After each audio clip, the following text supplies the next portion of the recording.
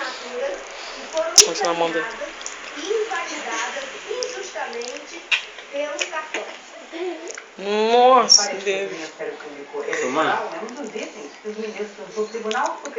Gostoso, né?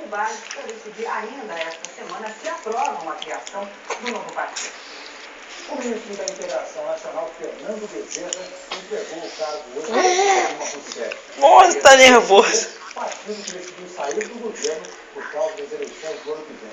O presidente do partido, Eduardo Campos, é pré-candidato à presidência da República.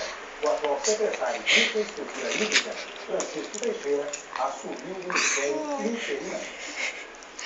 A seguir, uma série especial sobre um de nossos grandes desafios. Metade dos brasileiros ainda não tem coleta de esgoto. Ai, tudo sujo.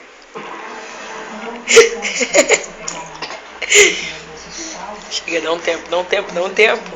Dá um tempo, dá um tempo.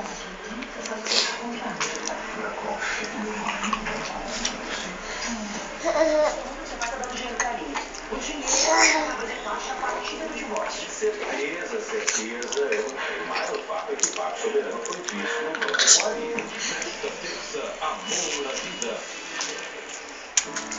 Chegou o Vale Cultura. R$50 mensais cumulativos para o trabalhador ter acesso à cultura. E ao teatro, cinema, circo... Tira da mão dele, tira, chega.